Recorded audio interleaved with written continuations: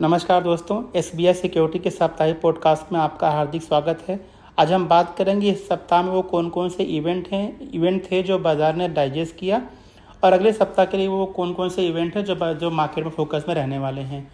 तो दोस्तों, इस सप्ताह में हमने देखा कि पॉजिटिव ग्लोबल क्यूज़ होने के बावजूद भी हमारा जो बेंचमार्क इंडाइसेस है वो नीचे जाकर के बंद हुआ है, जहाँ पे निफ्टी में 0.3% की गिरावट देखी और ये 21,782 के आसपास क्लोज हुआ है। वहीं पे सेंसेक्स में गिरावट करीब 0.7% के आसपास देखी गई और ये 71,596 के लेवल पर क्लोज हुआ है।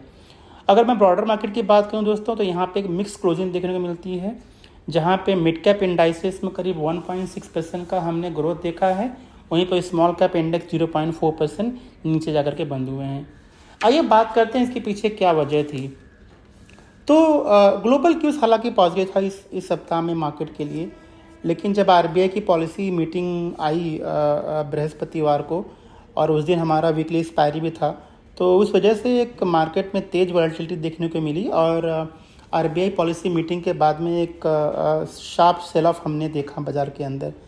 तो आरबीआई की पॉलिसी में ऐसा कोई सरप्राइजिंग नहीं था। जो मार्केट उम्मीद कर रहा था कि इंटरेस्ट रेट में कोई बदलाव नहीं होगा, ठीक वैसा ही आरबीआई की पॉलिसी मीटिंग थी और वहाँ पे रेपो रेट या बाकी जो और भी जो रेट्स हैं उसमें कोई बदलाव नहीं हुआ है। हालांकि मार्केट कहीं ना कहीं उम्मीद कर रहा था कि जिस तरह से लिक्विडिटी का जो शॉर्टेज चल रहा है मार्केट के अंदर, वहाँ पे शायद कोई नया मेजर्स आरबीआई की तरफ से अनाउंस होगा, लेकिन ऐसा कुछ नहीं हुआ। उसके जबकि जब आरबीआई ने अपनी प्रेस कॉन्फ्रेंस स्टार्ट की, या जब उन्होंने स्पीच अपनी स्टार्ट की, तो उन्होंने कहा कि जो एक्सेस लिक्विडिटी है उसके विड्रावल को वो आगे चल करके वो जारी रखने वाले हैं। तो थोड़ा सा मार्केट ने इसको नेगेटिव साइड से लिया और इसीलिए शायद जो है मार्केट में एक सेल ऑफ, यूँ कहें कि प्रॉफिट देखने को मिली है। आइए बात करते हैं सेक्टोरल गेनर्स और लूजर्स की। तो दोस्तों, अगर मैं इस सप्ताह में बीएसई में जो गिरने वाले और चढ़ने वाले इंडाइसेस हैं उनकी मैं बात करूं, तो BSE oil, health care, reality, PSU, metal, IT, auto और बीएसई पावर, ये ऐसे इंडाइसेस थे जो इस सप्ताह में 0.2% से 3.8% का उछाल हमने इस सप्ताह में देखा है। बीएसई ऑयल 3.8% चढ़ा है इस सप्ताह में, जबकि BSE health care 3.4%, BSE reality 2.5%, BSE PSU 2.5%। और अगर मैं गिरने वाले इंडेक्सेस की बात करूं, तो यहाँ पे BSE Bankex, consumer durable, capital goods और एफएमसीजी, इनमें आधे % से 2.25% का हमने एक डिक्लाइनिंग देखा है। आइए बात कर लेते हैं जो वीकली गेनर्स लूजर्स हैं निफ्टी में दोस्तों। तो जो वीकली गेनर्स हैं इस सप्ताह में निफ्टी में हमने 5 कैंडिडेट को यहाँ पे कैप्चर किए हमारे वीकली रिपोर्ट में। तो वो State Bank of India, BPCL, Coal India, Sun Pharma और टीसीएस, इन 5 स्टॉक में 4.2% से 11.5% की हमने रैली देखी है। जबकि जो 5 टॉप गिरने वाले शेयर्स हैं निफ्टी में, उसमें UPL, ITC, Bajaj Finserv, Kotak bank, Britannia, इनमें 14.5% से 3.5% के आसपास की हमने गिरावट इन 5 कंपनियों में देखी है। आइए बात कर लेते हैं कुछ ऐसे मॉनिटरेबल इवेंट्स की जो मार्केट क्लोजली ट्रैक करता है दोस्तों। तो सबसे पहले बात कर लेते हैं एफआईआईज़ की और डीआईआई की। तो इस सप्ताह में एफआईआईज़ जो है वो नेट सेलर्स रहे हैं। तो जहां पे एफआईआई ने 5,551 करोड़ रुपए की सेलिंग की है, वहीं पे डीआईआई ने करीब 5,748 करोड़ रुपए की बाइंग की है। रुपये की बात करूं तो week on week rupee stable रहा है 82.98 के आसपास, जबकि ब्रेंट क्रूड इस सप्ताह में करीब 5.5% ऊपर जा कर के ये $81 के आसपास जो है ये ट्रेड हो रहा है। अगर मैं कुछ इकोनॉमिक इवेंट्स की बात करूं जो डोमेस्टिक मार्केट में छाए थे, तो वो है आरबीआई की पॉलिसी मीटिंग, जो कि मार्केट क्लोजली जो है इसका इंतज़ार कर रहा था। और आरबीआई ने गुरुवार के दिन रेट में कोई बदलाव नहीं किया है। रेपो रेट 6.5% के पे जो है बना हुआ है। और उसके हिसाब से जो उनकी MSF और SDF फैसिलिटीज़ हैं वो भी क्रमशः 6.75% और 6.25% के आसपास जो है बनी हुई हैं। जहाँ तक GDP प्रोजेक्शन की बात है दोस्तों, तो 2025 में RBI उम्मीद कर रहा है कि 7% का रियल GDP ग्रोथ देखने को मिल सकता है, जबकि इन्फ्लेशन में जो उनका आउटलुक है वो 4.5% का है 2025 के लिए। भारत का जो PMI इंडेक्स की बात करूँ तो ये 6 महीने के ऊंचाई पे है। भारत का जो सर्विस PMI है वो करीब 61.8 लेवल के आसपास जो है वो बना हुआ है। आइए बात कर लेते हैं कुछ ऐसी कंपनियां जो इस सप्ताह में फोकस में रहीं। तो मेनली रिजल्ट्स हैं, क्योंकि रिज़ल्ट जो है मार्केट को ओवरऑल ड्राइव कर रहा है। जिन कंपनियों के अच्छे रिजल्ट्स आ रहे हैं मार्केट उनको रिवॉर्ड कर रहा है, और जहां पे नंबर थोड़े से वीक हैं या सॉफ्ट हैं उन शेयरों में हमने गिरावट भी दर्ज की है या गिरावट देखी है इस सप्ताह में। तो बात कर लेते हैं एक एक करके सारी कंपनियों की जो हमने कैप्चर की है हमारे रिपोर्ट में। तो अशोक लेलैंड ने इस सप्ताह में अपने थर्ड क्वार्टर के रिजल्ट डिक्लेयर किए, जहां पे उनके रेवेन्यू में करीब 7% और उनके प्रॉफिट में करीब 74% का ग्रोथ देखने को मिला है। मार्जिन में भी इम्प्रूवमेंट हैं, तो ये नंबर काफ़ी बढ़िया हैं शॉर्ट टू मीडियम टर्म के लिए। BSE ने भी अपने थर्ड क्वार्टर के रिज़ल्ट डिक्लेयर किए हैं और नंबर बहुत बढ़िया हैं। 78% का उछाल है सेल्स में और 123% का उछाल है प्रॉफिट में, तो ये नंबर बहुत बढ़िया है BSE का।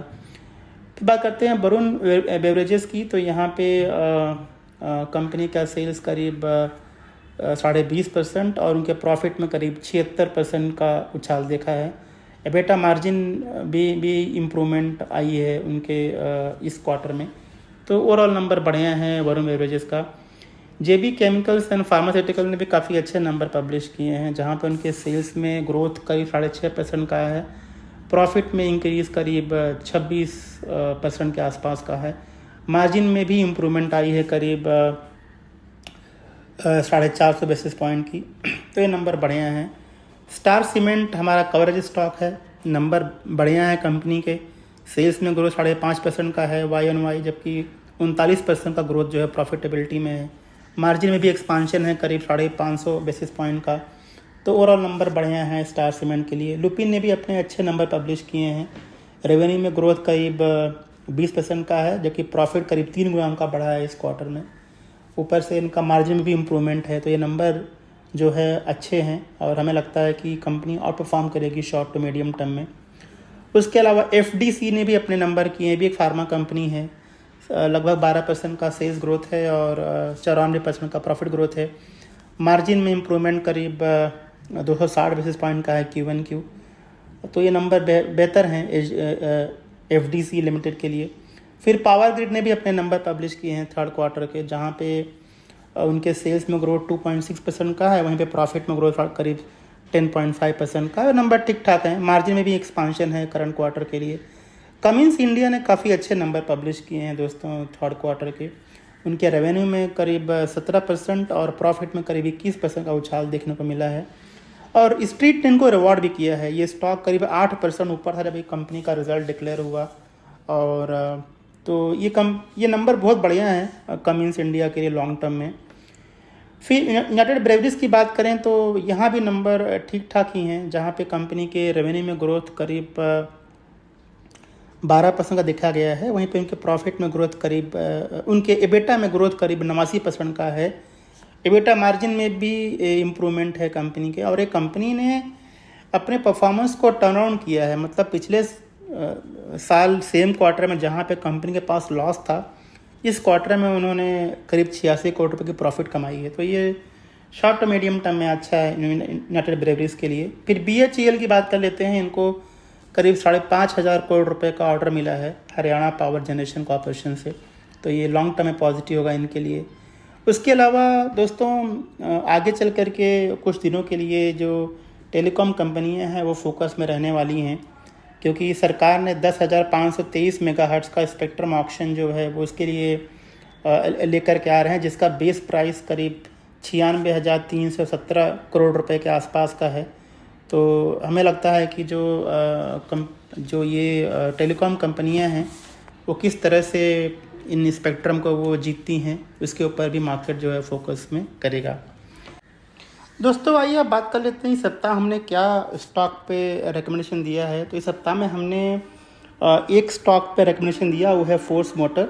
तो फोर्स मोटर आप सब जानते हो एक लीडिंग कमर्शियल व्हीकल मैन्युफैक्चर है जो कि बस और वैन बनाता है स्कूल और ट्रांसपोर्ट के लिए। तो ये हमने 4170 पे इसको रेकमेंड किया है और इसका टारगेट है 4587 रुपया। तो ये हमने हमारे पिक ऑफ द डे में रेकमेंड किया है। तो जैसा सब जानते हैं ये कंपनी एक लीडिंग कमर्शियल व्हीकल मैन्युफैक्चरर है और इनके जो ब्रांड्स हैं वो है ट्रैवलर्स जो कि वाइडली यूज़ होता है इंटरसिटी ट्रांसपोर्ट के लिए। उसके अलावा आप सब जानते हैं दोस्तों कि ये कंपनी अपना जो इंजन का जो सोर्सिंग है वो सोर्स करता है उनके जो जॉइंट वेंचर हैं बिटवीन फोर्स मोटर और रोल्स रॉयस के बीच में उन्होंने जो जॉइंट वेंचर फॉर्म किया है वहाँ से वो सोर्स करते हैं। उसके अलावा जो और भी कंपोनेंट हैं जैसे ब्रेक्स हैं, क्लचेज़ हैं या गियर बॉक्सेज हैं, एक्सेल हैं, ये भी वो इन हाउस ही सोर्स करते हैं। तो होता ये कि बैकवर्ड इंटीग्रेशन होने की वजह से कंपनी को आगे चल के सप्लाई चेन में ऐसा कोई प्रॉब्लम नहीं होता है और कंपनी जो है मार्जिन भी अच्छा डिलीवर करती है। तो लॉन्ग टर्म जो है ये पॉजिटिव है कंपनी के लिए। हमें लगता है कि ये कंपनी अच्छा परफॉर्म करेगी। आइए बात कर लेते हैं कि नेक्स्ट वीक के लिए क्या सिचुएशन बन रही है या कौन कौन से इवेंट हैं जो बाज़ार में फोकस में रहने वाले हैं। तो दोस्तों जो रिजल्ट सीजन चल रहा है वो तो फोकस में रहने ही वाला है। ये अपने लास्ट लेग पे पहुंच चुका है और अगले सप्ताह में काफ़ी कंपनियां अपने थर्ड क्वार्टर के रिज़ल्ट डिक्लेयर करेंगी, खासकर mid and small cap segment के अंदर। तो जैसे जैसे रिज़ल्ट आएंगे उनका इम्पैक्ट भी हमें उनके प्राइसेस पे देखने को मिल सकता है। उसके अलावा यूएस की बात करूं तो वहाँ पे जो उनका सीपीआई डेटा है, इनिशियल जॉबलेस क्लेम डेटा है, रिटेल सेल डेटा है या प्रोड्यूसर्स प्राइस इंडेक्स है, ये डेटा भी आने वाले हैं। तो ये भी मार्केट क्लोजली उनको जो है वो ट्रैक करेगा, खासकर सीपीआई डेटा जो आगे बताएगा कि फेड का क्या मूड रहने वाला है इंटरेस्ट रेट को लेकर के। उसके अलावा भारत का भी सीपीआई डेटा आने वाला है 14 फेब को और 14 फेब को डब्ल्यूपीआई आएगा और 12 फरवरी को जो सीपीआई डेटा आने वाला है। उसके अलावा 12 फरवरी को जो है आईआईपी का डेटा भी आने वाला है। तो ये सारे डेटा जो है मार्केट को क्या दिशा देते हैं इस पे बाज़ार जो है इसको डिस्काउंट करने वाला है।